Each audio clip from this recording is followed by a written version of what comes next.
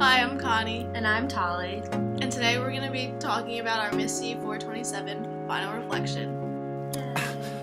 I'm hurting, baby. I'm broken down. Chapter 2 is about the strategic use of information resources. This chapter first talks about the evolution of information resources. In the past, information system strategy was driven by internal organizational needs like lower transaction costs, support for managers, and redesigning business processes. In the 2010 era, information system strategy is driven by social IT, new capabilities, and there is a new evolution of applications, processes, and strategic opportunities. Now companies want to adopt strategic roles in information systems to address internal and external circumstances. Companies also want applications that provide an advantage over competition. This is called value creation. Information resource has value because of network effects. The value of a network node to a person or organization increases when others join the network. This is also true with social media vehicles like Facebook and Twitter and email as well. A firm must make sure their information system strategy is aligned with their business strategy. There are several different views of information resource strategy. The first is Porter's 5 competitive forces model. This explains the major forces that shape the competitive environment of the firm. An example of this is threat of new entrants. Another is Porter's value chain, which is a value chain model that addresses the activities that create, deliver, and support a company's product or service. A primary activity relates directly to the value created. An example of this is marketing and sales. A support activity is what makes a primary activity possible. For instance, organization is a support activity that makes marketing and sales possible. This chapter also talks about strategic alliances, relationships that allow more than one company in the relationship a strategic advantage. An example of a strategic alliance is co-opetition, which is a new strategy where companies cooperate and compete at the same time with companies in their value net. Goodyear and Ford are two companies that demonstrate co-opetition. Finally, the chapter talks about risks of information resource. One risk is awakening a sleeping giant, where larger competitors with deeper pockets are nudged to implement information systems with better features. An example of this was when UPS implemented a better delivery system than FedEx.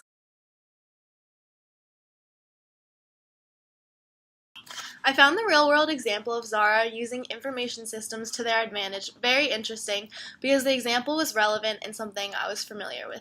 Zara is a store that I've shopped at, and I always like their clothes when I walk into the stores. It's interesting to hear the background to how they can get so many new designs in and why it always seems like they have new clothes every time I walk in. I think it's amazing that Zara has such an efficient system that new designs can be ordered twice a week, and it only takes 15 days for a Zara concept to go from idea to appearance in store.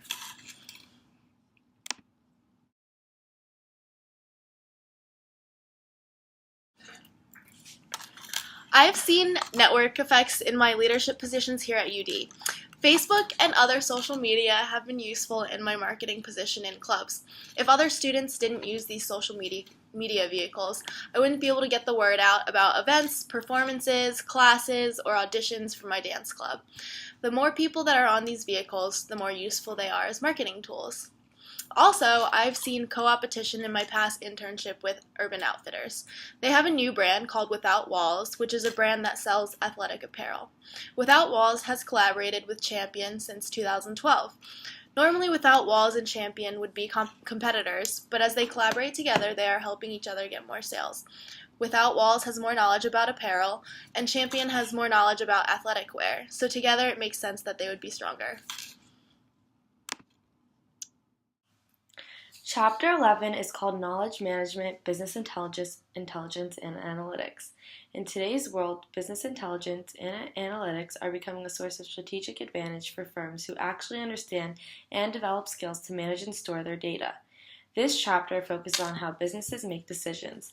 A big part of this chapter is knowing the difference between data, information, and knowledge.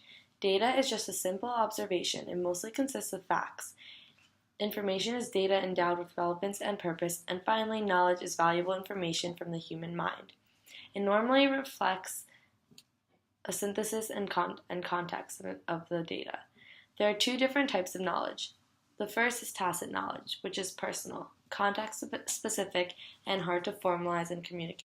Second is explicit knowledge, which is knowledge that can easily be collected, organized, and transferred through digital means, such as a financial report. This chapter also talks about how managing a knowledge is done through four main processes. These are knowledge generation, which includes all activities that discover new knowledge, whether such knowledge is new to the individual, the firm, or the entire discipline. Second is knowledge capture, which involves continuous processes of scanning, organizing, and packaging knowledge after it has been generated. Third is knowledge codification, which is the representation of knowledge in a manner that can be easily accessed and transferred. And the fourth is knowledge transfer, which involves transmitting knowledge from one person or group to another and the absorption of that knowledge.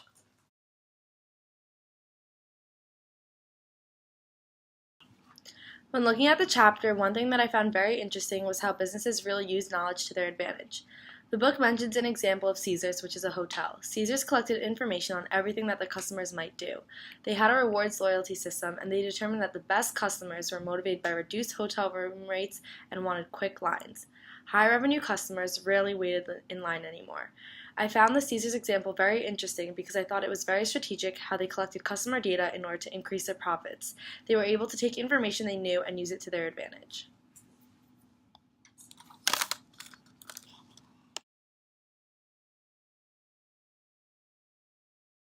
Knowledge management can be used in almost every job to gain an advantage. Even just remembering and collecting information about the customer can be very valuable. For example, working at a restaurant, remembering where usual customers like to sit and what they like to order can be a simple use of knowledge management.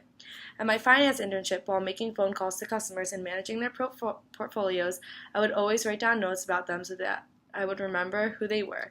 Also, this was useful if a different employee had to handle their case for whatever reason. Chapter 10 is about managing IT projects. This chapter talks about what project management entails and the different types of management approaches that can be used to manage projects. Project management is the application of knowledge, skills, tools, and techniques to project activities to meet the project requirements. Generally, a project needs project management, project teams, planning, and communication to succeed. You can even meet a client's expectations without meeting the project requirements. Different types of management approaches include operations management and project management. Operations management has more of a long-term focus and is process-oriented. It focuses on standardizing improvement to work processes. Project management is more goal-directed and time-sensitive. It uses application of tools and techniques to define project goals and develop execution plans to meet goals. This chapter also talks about different IT project development methodologies. One method is the systems development lifecycle, which is a traditional tool for developing information systems or implementing software developed by an outsourcing provider or software developer. It is the process of designing and delivering the entire system. Another method is agile development, which was developed for situations where a predictable development process cannot be followed. It is people-oriented rather than process-oriented.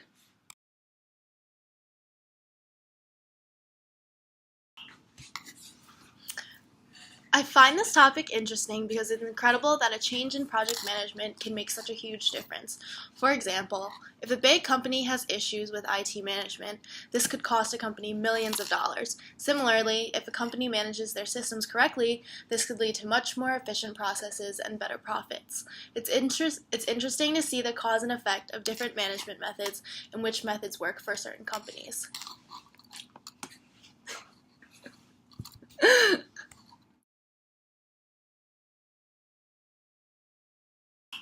I've witnessed different types of project management in my internships. Oftentimes, I witnessed operation management and project management at the same time throughout the duration of my internship. The company would use operations management when they were working on general improvements to the company, such as how to make their flowcharts and databases more organized and efficient, or how to make communication better between brands. These are long-term goals that the company can always work on, and they are not time-sensitive. At the same time, I also saw project management because the IT department was working on a huge project to convert their systems from an outside provider to creating a system in-house. This is goal-directed, goal-directed, and time-sensitive because if the systems go down for even one day, this could mean loss of a lot of sales for the time that system was down. The next chapter, Chapter 12, is called Using Information Ethically. This chapter talks about how IT has created a unique set of ethical values related to the use and control of information. There are 3 normative theories that the chapter goes through in order to explain the responsibility companies have when dealing with others' information. The 3 theories are the stockholder theory, which is how managers must maximize shareholder wealth in legal and non-fraudulent manners. The second is the stakeholder theory, which talks about how managers must maximize benefits to all stakeholders while weighing costs to competing interests. Any group that vitally affects a corporation's survival and success, such as stockholders, customers, employees, suppliers, and the local community, are part of this. And the third is the social contract theory, which is how managers must create value for society in a manner that is just and non-discriminatory. It places social responsibilities on corporate managers to consider the needs of society. Social contract theory is extended to involve issues such as green computing and responsiveness to foreign governments when tensions occur. This chapter talks about Mason's PAPA, which stands for Privacy, Accuracy, Property, and Accessibility. PAPA deals with the control of information. Privacy is the right to be left alone. Individuals can usually choose how private their information is. Many consider privacy to be the most important area in which their interests need to be safeguarded. The concern about privacy on Facebook and other internet sites varies across the globe.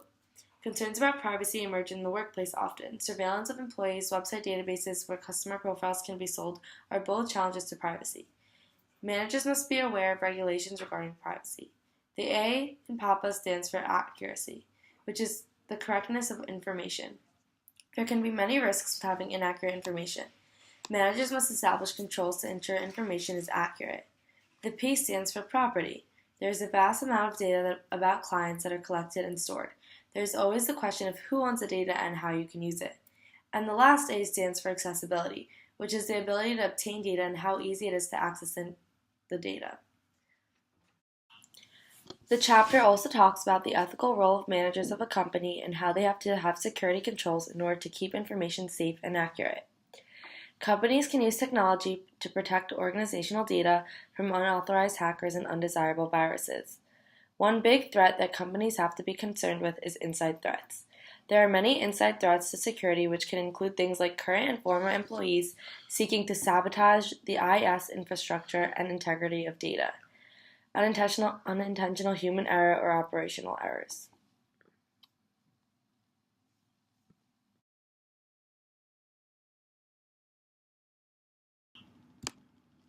In this chapter, we found the topic of privacy very interesting. With modern technology, people are always on social media sites and don't realize what they are putting out there and what effect it can have. Facebook and sites like it have many privacy settings that the user can choose. However, it is important to remember that once something is put on the site like that, it can spread and the information is no longer kept private. With this, the concern about property comes up as well. Who owns the photos and information posted on the internet is a big concern. Users often post their interests and profile information on Facebook. This information can be sold or used by companies to target you for products. This topic can relate to the student's career path because at almost every job, you are asked to sign a confidentiality agreement, which is a contract by which participants promise not to release information shared with them. Some of the information might be highly confidential, and you have to understand the risks involved with sharing it. At my internship, I was dealing with a lot of confidential information, like credit card numbers and bank information. It would be unethical for me to share that information with others. There were certain company-approved ways which I could transmit the information to the client because of the level of confidentiality. For example, I was not allowed to use email in order to transmit certain things. I would have to either mail it or fax it. Thanks for a great semester!